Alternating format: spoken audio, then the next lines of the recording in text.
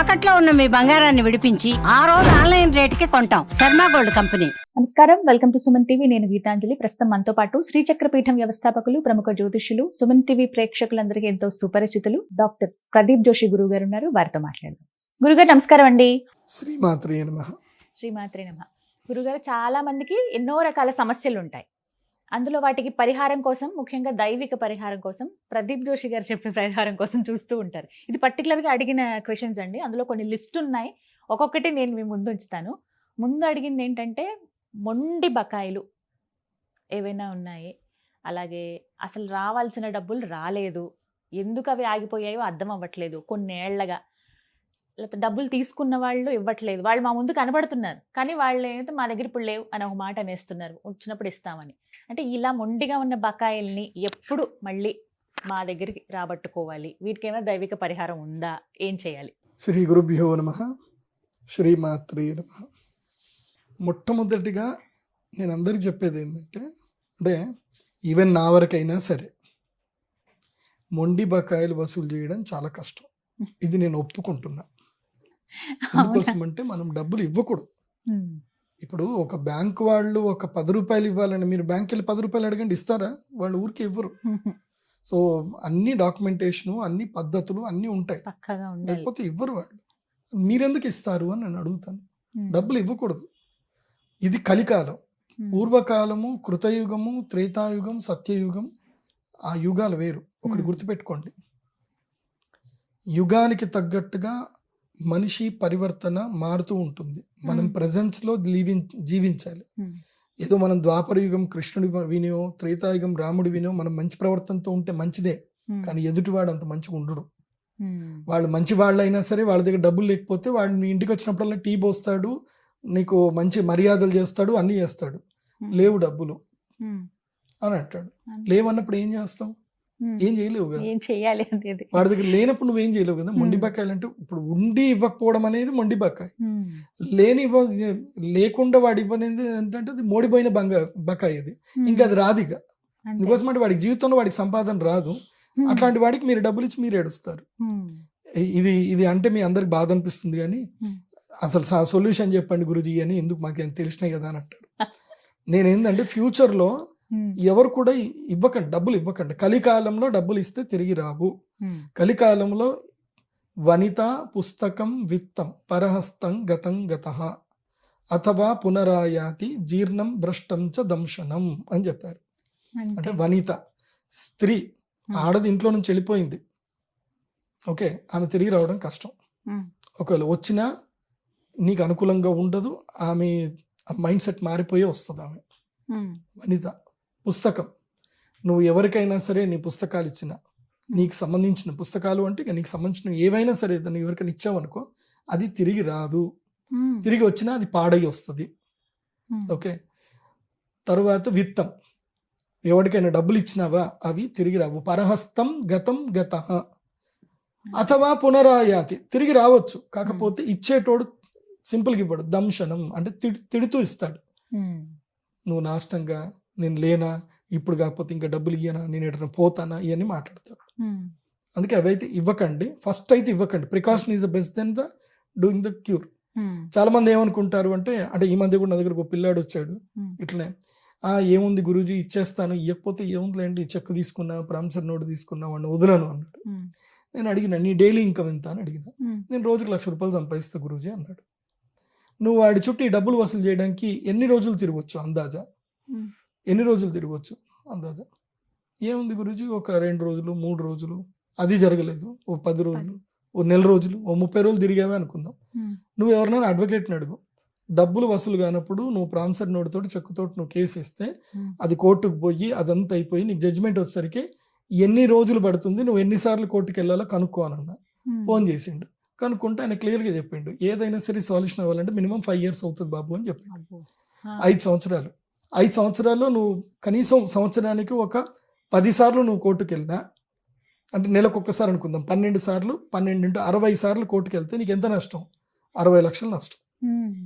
So నీ day అంతా waste అయిపోతుంది.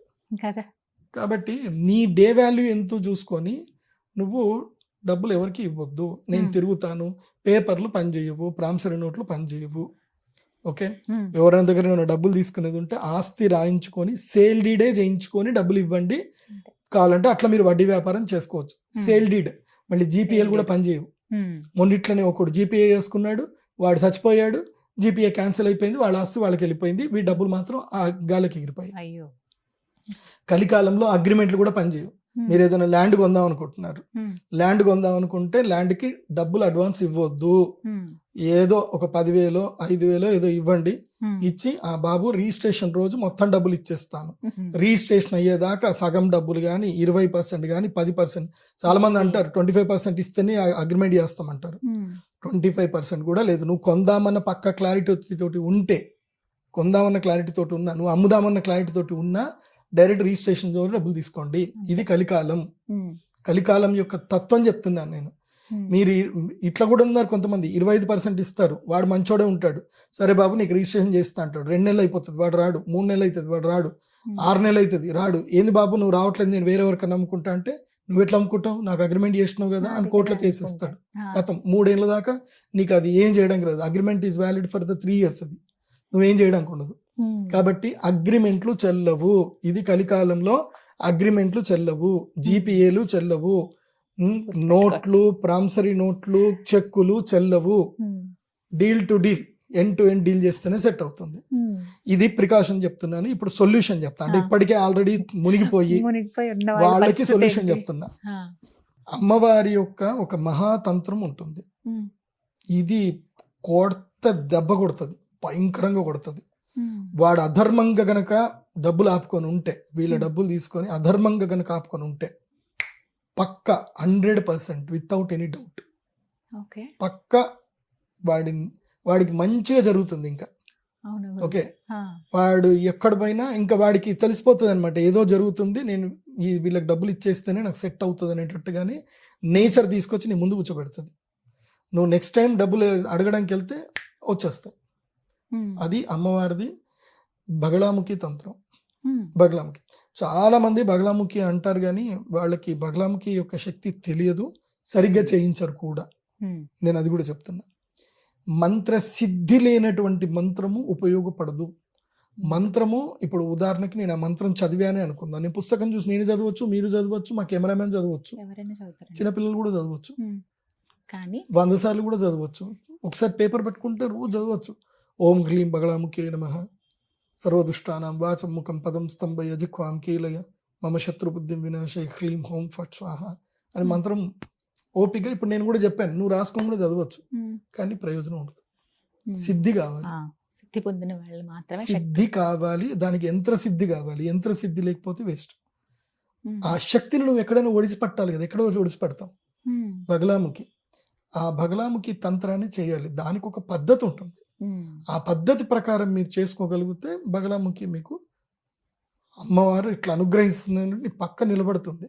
నిన్ను ఎవరైనా సరే నిన్ను చెడు దృష్టితోటి చూసినా, నిన్ను మోసం చేసినా అమ్మవారు వాళ్ళని వదిలిపెట్టదు. అంటే అమ్మ శక్తులు ఏవైతే ఉంటాయో, అమ్మవారి సేన శక్తులు ఉంటాయో అవి వదిలిపెట్టవు. అవి మంచిగా కిందేసి మీదేసి మంచిగా తోమేస్తాయి. నేను చూసా కదా, నేను ప్రత్యక్షంగా చూసాను. నేను ఇట్లనే ఒకళ్ళు వచ్చారు నా దగ్గర, ఇక్కడ నుంచే చిలుకూరు బాలా టెంపుల్ దగ్గర నుంచి ఒక శిష్యుడు నన్ను కలుద్దాం అనుకుంటే వాడి దగ్గర డబ్బులు లేవు. మన లాస్ట్ టైం కూడా ఇదే బగళాముఖి వీడియో చూశాడు, అమ్మవారిని తలుచుకున్నాడు. బట్ వాడు ఎవడో డబ్బులు ఇచ్చేటోడు ఇవ్వక సతాయిస్తుంటే 2 లక్షలు తీసుకొచ్చి టేబుల్ మీద పెట్టి తీసుకోరా బాబు అని వెళ్ళిపోయాడు. ఇచ్చేసాడు 2 లక్షలు. ఆ 2 లక్షల్లో నా దగ్గరికి 30,000 కన్సల్టేషన్ ఫీజు తీసుకొని వచ్చాడు. గురూజీ ఇట్లా జరిగింది, మీరు చెప్పినట్టుగా అమ్మవారిని తలుచుకుంటే ఇవాళ మీ ఫీజు డబ్బులు వచ్చినాయి అని చెప్పింది. అట్లా చాలా ఉన్నాయి. నా అనుభవాలు అయితే బోలెడు ఉన్నాయి. మేము ప్రతి నెల అమావాస్య రోజున, ఎందుకోసం అంటే పర్వతిథి ఒకటి ఉంటుంది. అమ్మవారిని మనము పిలవాలి అని అంటే ఒక పూర్ణతిథి ఉంటుంది. పూర్ణతిథి రోజే అమ్మవారి ఆరాధన చేయాలి. అందులోపల పూర్ణతిథుల్లో పూర్ణతిథి జయతిథుల్లో అమ్మవారి ఆరాధనకి శ్రేష్టమైనది. పూర్ణతిథులు అంటే పౌర్ణమి, అమావాస్య, పంచమి. ఓకే, పంచమి సాత్విక శక్తికి, పౌర్ణమి రజోగుణం సంబంధించింది పౌర్ణమి, లేదంటే పంచమి రజోగుణం అనుకోవచ్చు, పౌర్ణమి సత్వగుణం అనుకోవచ్చు. ఇవి రెండు అప్పుడప్పుడు మారుతూ ఉంటాయి, డిపెండ్స్ ఆన్ ఉత్తరాయణం దక్షిణాయనం బట్టి. కానీ అమావాస్య మాత్రం పూర్తిగా తమోగుణ ప్రధానమైనటువంటి. తమోగుణ ప్రధానం అంటే ఏంటంటే ఇంకా ఉగ్రం, విపరీతమైన ఉగ్రం ఉంటుంది. అందులోపల ఎక్స్క్యూజెస్ ఉండవు. అండ్ దుఃఖము మీరు అమ్మవారికి చెప్పుకుంటే వింటది అమ్మవారు ఆ రోజు. అందుకే అమావాస్య అనేటువంటిది అమ్మవారికి చాలా ప్రీతి అయినటువంటిది. ఆమె రక్షణ రూపంలో ఉంటుంది అమావాస్య. అందుకే ఆమెకి కాళీ అని రూపం. కాళీ స్వరూపంలో అమ్మవారు ఏం చేస్తుంది అని అంటే దుష్ట శిక్షణ చేస్తుంది. అదే మహాలక్ష్మి రూపం. పౌర్ణమి మహాలక్ష్మీదేవి అమ్మవారికి ఇష్టం. అందుకే కోజాగర పౌర్ణమి మహాలక్ష్మి అమ్మవారికి ఇస్తాం. ఆమె తెల్లగా ఉంటుంది. ఆమె ఏం చేస్తుంది అంటే సాత్వికం, డబ్బులు ఇస్తుంది, ప్రేమ చేస్తుంది. ఇది చేసుకోరా, అది తీసుకోరా, మంచిగా ఉండు అని అమ్మవారు ఇస్తుంది. సో సాత్వికము, రాజసికము, తామసికం. సో తామసిక శక్తి బగలాముఖి అమ్మవారు, తారాశక్తి అమ్మవారు. దాంట్లో తారాతంత్రం ఉంటుంది, బగలాముఖి తంత్రం ఉంటుంది, చిన్నమస్తా తంత్రాలు ఉంటాయి. ఇందులోపల కష్టము కానిది, నష్టం కలిగించినటువంటిది, లాభాలను కలిగించేటువంటిది, సులభదాయకమైనటువంటిది ఏంటంటే బగలాముఖి తంత్రం. ఆ అమ్మ ఏంటంటే అంత ఉగ్రంగా ఉన్నా ఆమె పర్వాలేదు, కొంచెం కన్నతల్లి కోప్పడ్డ కన్నతల్లి లాగా ఉంటుంది అంతే. కన్నతల్లి కోప్పడ్డ చీపురుతో కొట్టినా కానీ మళ్ళీ వెనబెడుతుంది. కానీ ధూమావతి అమ్మవారి జోలికి వెళ్ళకూడదు. ధూమావతి అమ్మవారు ఉంటుంది, ఆ అమ్మవారి జోలికి వెళ్ళకూడదు. ధూమావతి అమ్మవారిని డిస్టర్బ్ చేయకూడదు. ఆమె ప్రశాంతంగా ఉంటుంది, ఆమె డిస్టర్బ్ చేయకూడదు.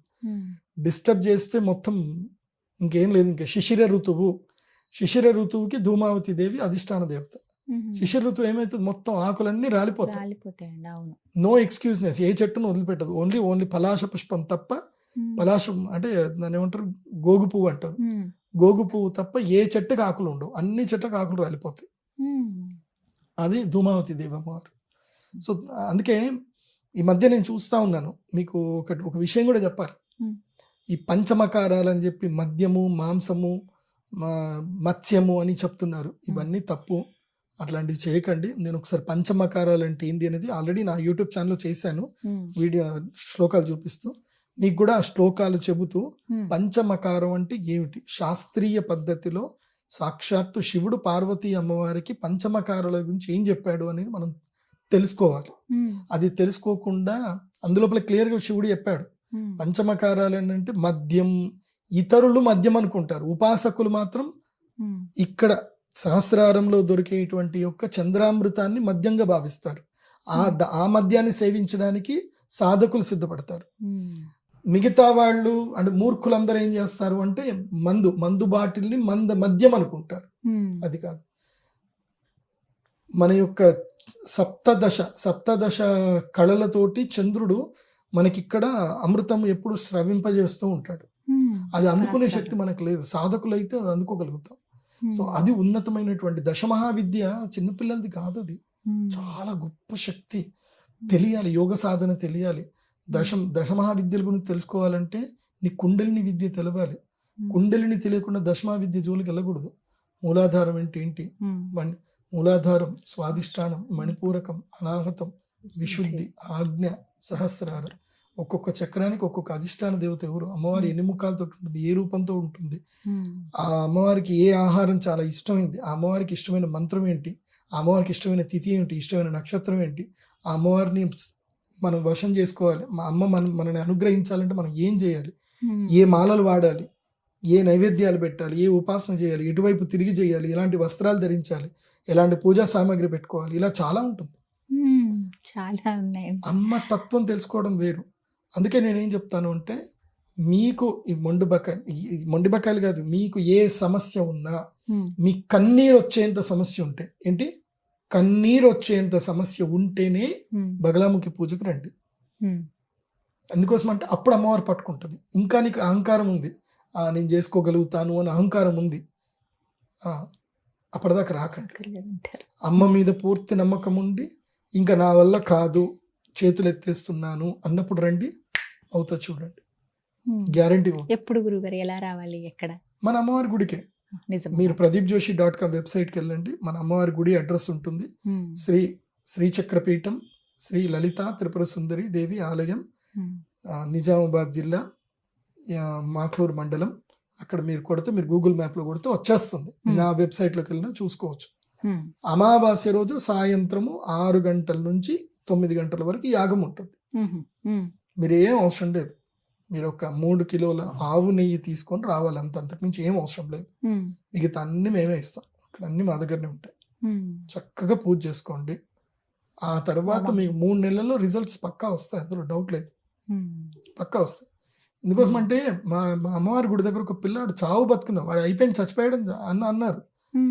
ఏం లేదు, మా అమ్మవారి దగ్గరకు వచ్చారు, బండారు తీసుకొని వెళ్ళారు, పెట్టాడు, కథం, వాడు మంచిగా సెట్ అయిపోయాడు. ఇప్పుడు చాలా మంది చావు బతుకున్న మధ్య ఉండేటోళ్ళు కూడా బతికారు అమ్మవారి దగ్గరికి వెళ్ళి. మా అమ్మవారి దగ్గరికి వచ్చి శ్రీచక్రం చుట్టూ చక్కగా అక్కడ 108 ప్రదక్షిణలు చేయండి, ఆ అమ్మ పలుకుతుంది, పక్కా పలుకుతుంది.